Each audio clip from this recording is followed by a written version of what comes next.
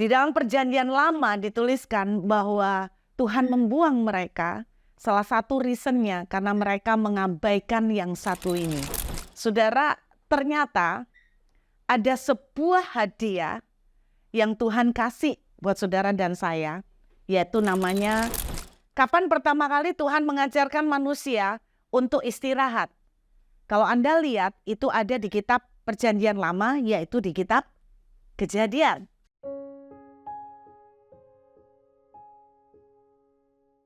Kan sesuatu yang sederhana, tetapi seringkali kita lupakan, saudara. Kita abaikan. Alkitab menuliskan mengenai salah satu alasan kenapa orang-orang Israel dibuang di Babel. Di dalam perjanjian lama dituliskan bahwa Tuhan membuang mereka, salah satu reasonnya karena mereka mengabaikan yang satu ini. Karena itu malam ini saya mau mengajak kita untuk supaya tidak mengabaikan lagi. Anda bawa Alkitab, kita buka Imamat. Kita lihat Imamat pasal yang ke-23. Imamat pasal yang ke-23, kita lihat ayat yang ke-3. Imamat pasal 23 ayat yang ke-3. 6 hari lamanya boleh dilakukan pekerjaan. Tetapi pada hari yang ke-7 haruslah ada Sabat, hari perhentian penuh, yakni hari pertemuan kudus. Janganlah kamu melakukan sesuatu pekerjaan, itulah Sabat bagi Tuhan. Saudara, ternyata ada sebuah hadiah yang Tuhan kasih buat saudara dan saya, yaitu namanya hari Sabat. Di perjanjian lama, seperti saya bilang, Tuhan bicara sama orang-orang Israel yang dibuang ke pembuangan.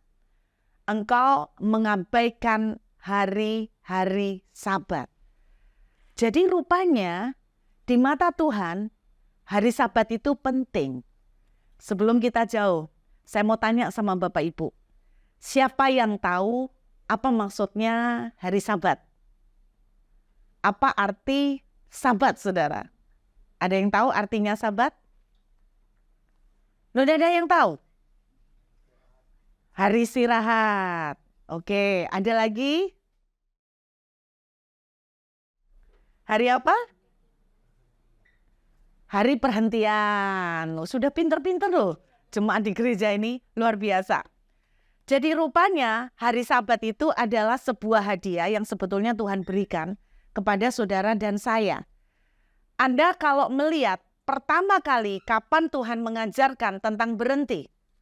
Kapan pertama kali Tuhan mengajarkan manusia untuk istirahat? Kalau Anda lihat itu ada di kitab Perjanjian Lama, yaitu di kitab Kejadian. Betul? Pertama kali Tuhan mengajak saudara dan saya untuk istirahat, untuk berhenti itu ada di kitab Kejadian. Yuk kita buka Kejadian pasal yang kedua. Kejadian pasal yang kedua. Kita lihat dari ayat yang pertama, saudara. Kejadian pasal 2 ayat 1.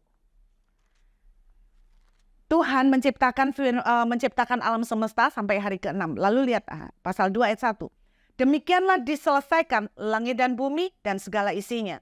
Ketika Allah pada hari ke-7 telah menyelesaikan pekerjaan yang dibuatnya itu, berhentilah ia pada hari ke-7 dari segala pekerjaan yang telah dibuatnya itu, lalu Allah memberkati hari ke-7 itu dan menguduskannya.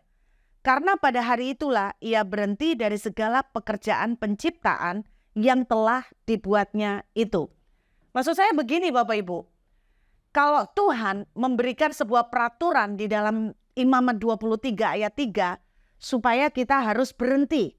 Lalu ada satu hari di mana kita Sabat. Lalu kemudian kita melihat juga di dalam Kejadian pasal 2, ternyata Tuhan sendiri mempraktekkan untuk berhenti. Dan ada waktu untuk istirahat. Berarti kalau Sabat itu penting buat Tuhan, kalau Sabat itu bagus untuk Tuhan, berarti logikanya Sabat itu juga penting buat saudara dan saya. Sabat itu juga perlu buat saudara dan saya.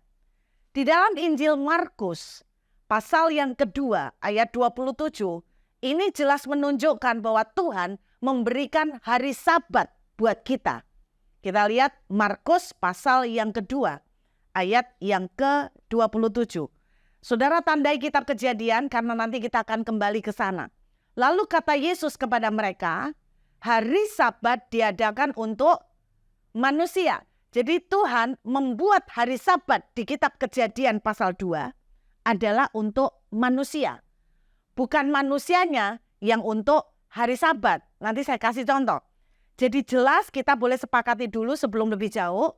Tuhan kasih Bapak Ibu dan saya hadiah.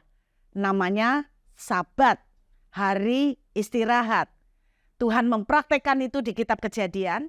Lalu Tuhan meneguhkan di Markus 2 ayat 27 bahwa Dia memberikan hari Sabat buat kita. Tuhan menetapkan peraturan itu di dalam imamat. Salah satunya. Ada banyak sekali ayat-ayat di mana Tuhan menetapkan harus ada Sabat.